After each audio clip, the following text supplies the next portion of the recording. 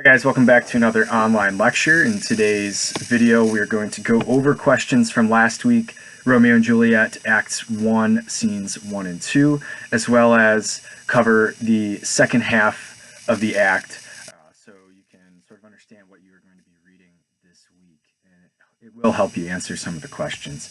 So let's go ahead and jump right in. If you would like to pull out your questions from last week, please do so. You can pause.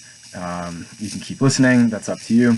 But I am going to go through each question to make sure that you guys have the correct answers, that you're not falling behind, and that you understand everything that we are going over.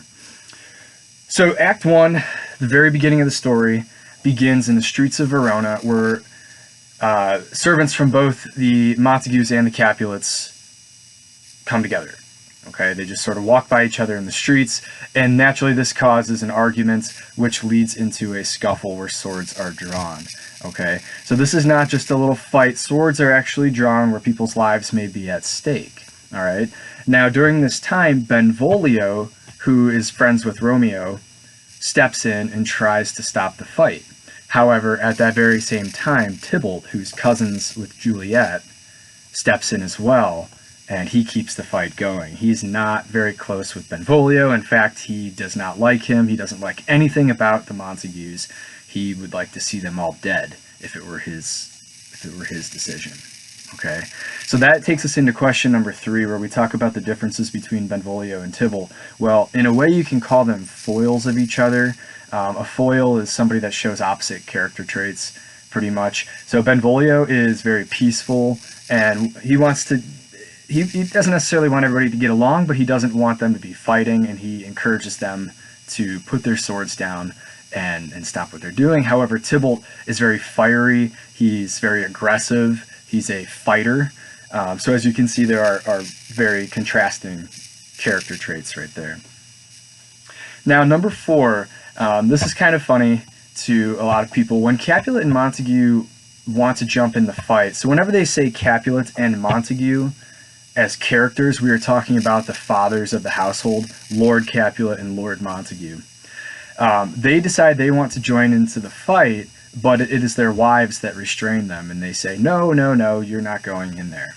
Okay.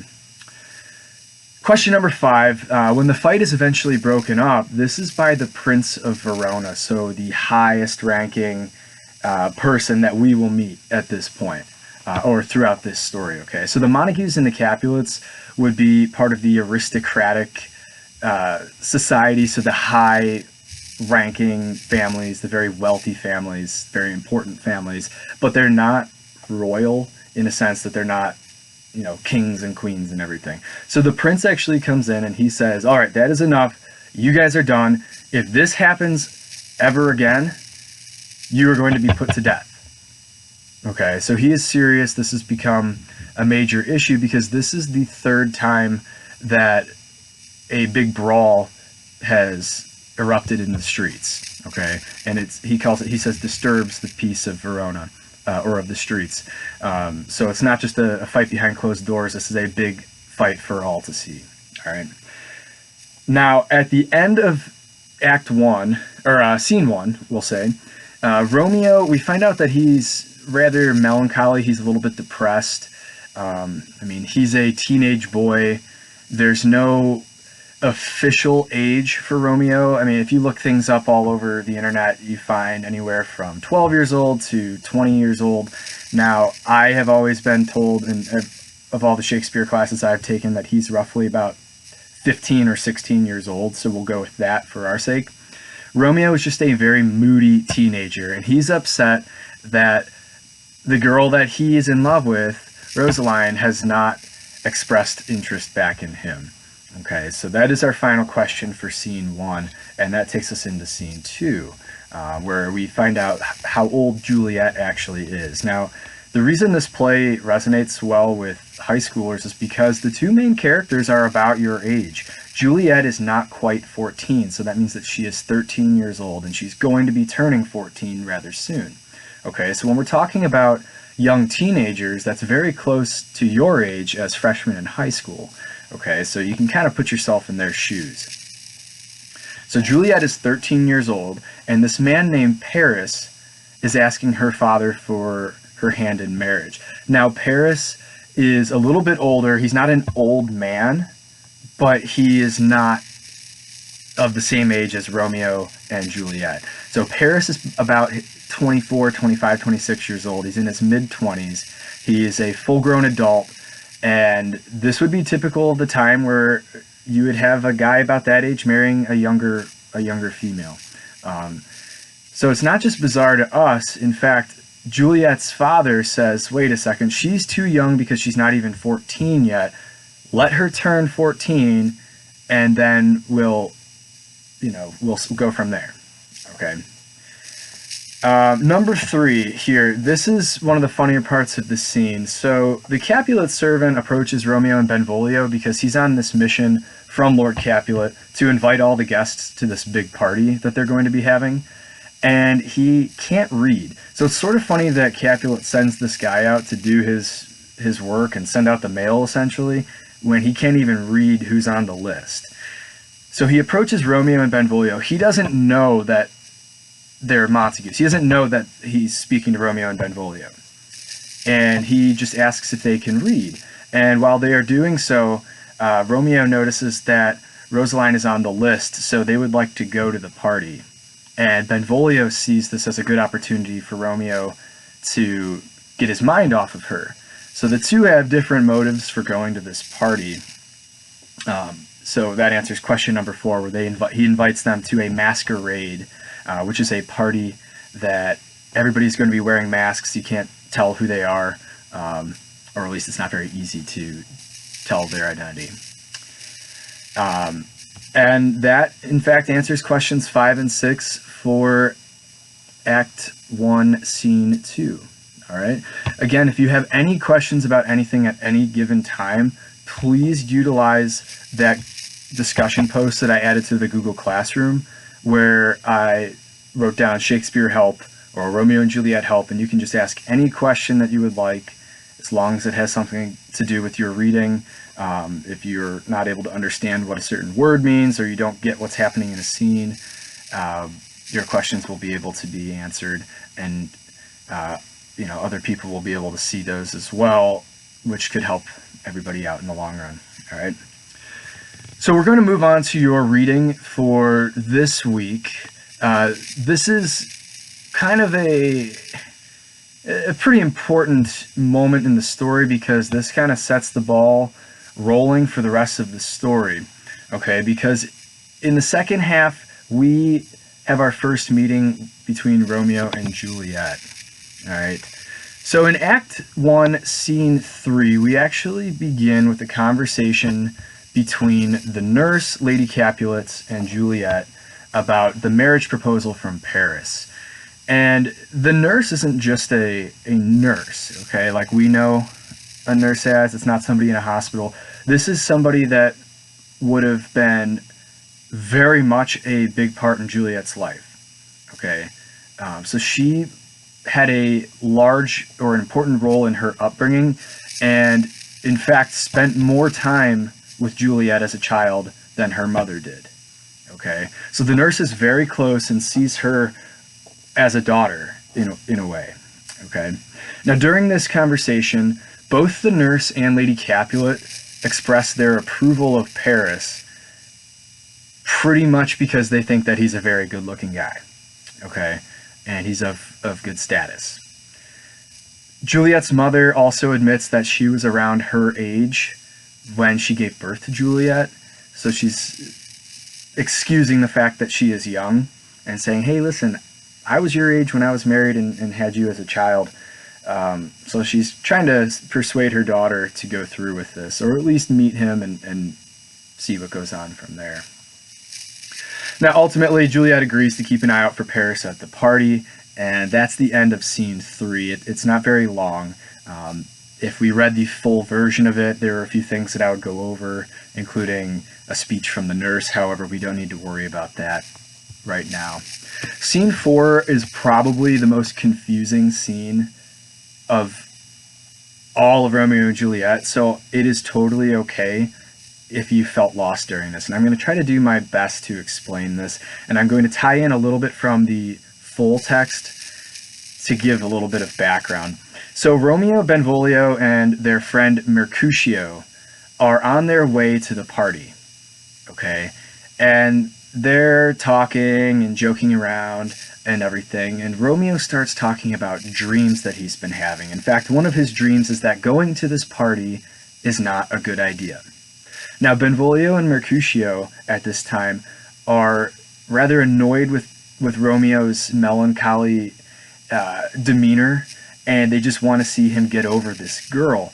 So Mercutio says, you know, basically, dreams, schmemes, I had a dream too, and he talks about this character named Queen Mab. And Queen Mab actually comes up in folklore quite a bit across different, you know, cultures and everything. So Queen Mab is basically a fairy that sprinkles dust in your eyes and brings dreams to you.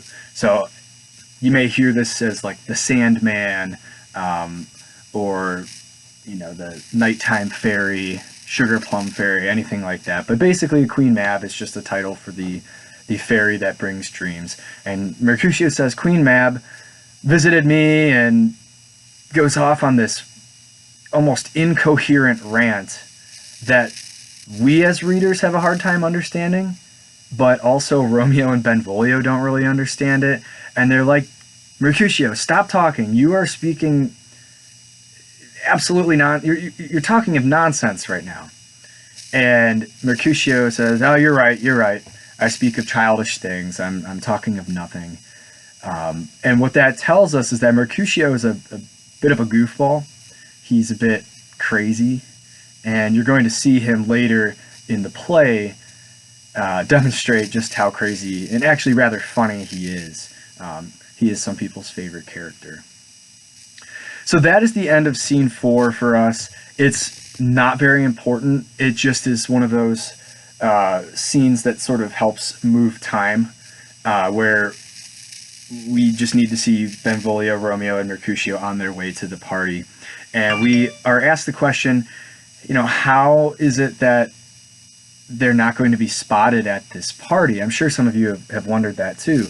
Well, if they're not supposed to be at the party, why are they going? How do they plan on going unnoticed? And that is where the fact that they're wearing masks and that this is a masquerade comes into play, because presumably they won't be noticed, at least at first.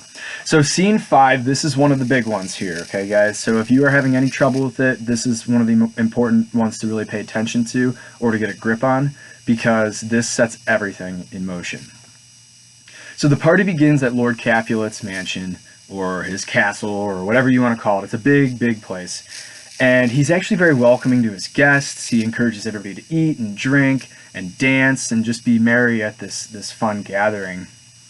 Now, during this scene, Romeo, after he enters the party, he notices Juliet dancing, and he immediately forgets about Rosaline, and he's completely love-struck by her, and he decides that he needs to go speak to her. He needs to dance with her.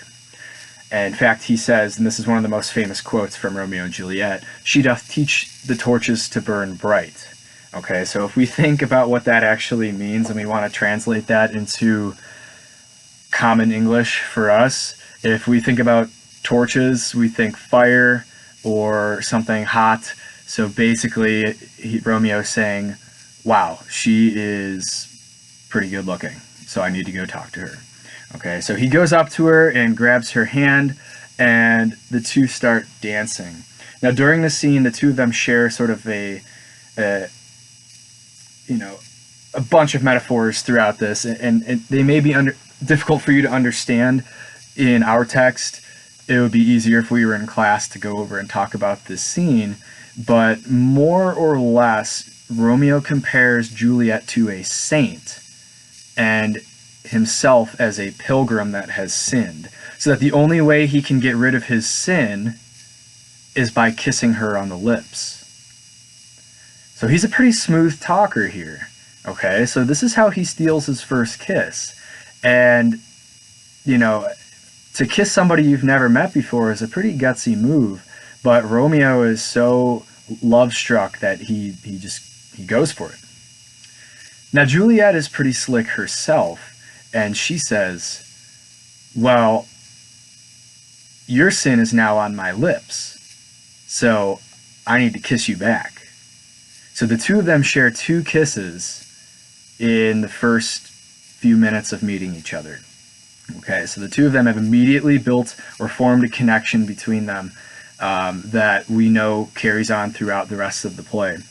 Now, during this time, Tybalt actually overhears Romeo's voice, and he recognizes him, and he vows to kill him. He is very offended by this, and he recognizes that there are Montagues at this party. They were not invited. They need to be punished. And he draws his sword. Now, they call it a rapier in the story. So if you ever hear the term put up thy rapier or draw thy rapier, they're talking about a sword. In their case, it kind of looks like one of those thin fencing swords, but they would have a pointed edge and they would be very dangerous nonetheless. However, at this point, Lord Capulet says, put it down, relax, Tybalt. I am not going to have any issues at this party. Romeo is a very well-regarded person or youth in Verona, and he will not be harmed in my household. Okay, so Lord Capulet at least has enough respect for Romeo and the Montagues that he doesn't want any harm being done in this scenario. Okay, but what this does is it lights a fire under Tybalt, and he pretty much vows revenge on Romeo and all the Montagues for this affliction or for this offense that they have created. Now the scene ends with the nurse running up and pulling Juliet away. Romeo, Benvolio, and Mercutio pretty much run out of there, and they both find out who each other were. Okay, so Juliet finds out that Romeo is a Montague, and Romeo finds out that Juliet is a Capulet. And as you can imagine, this is an issue for both of them because they know that they're both rival families, and they're basically understanding that they can't be together. Okay. Now, there's a question on your homework that asks what is, or what elements of literature is used with one of Juliet's final lines. And what I will tell you is that since we know the rest of the play pretty much, there are multiple answers for this. So Juliet mentions something about her death, okay? And I'm going to let you know that this could be something that alludes to the end of the story, but that is going to be for you to figure out, all right? So that takes us all the way through Act 1. Please, guys, I hope you watch this video. I hope it's helping. I try to answer as many questions as I can during these, but if you have any other questions, don't hesitate to ask. And most importantly, have fun reading this. Read the Spark Notes if you need to, just to have a summary of the chapter. You can watch videos on YouTube. You can watch other people give lectures. You can watch the movie. You can do anything like that, anything that's going to help you understand this, okay? So I don't want to take any more of your time today. Go ahead and get reading, finish that up, answer those questions, shoot me an email, post on the discussion if you have questions, and most importantly, have a great rest of your week, and I'll see you guys next time.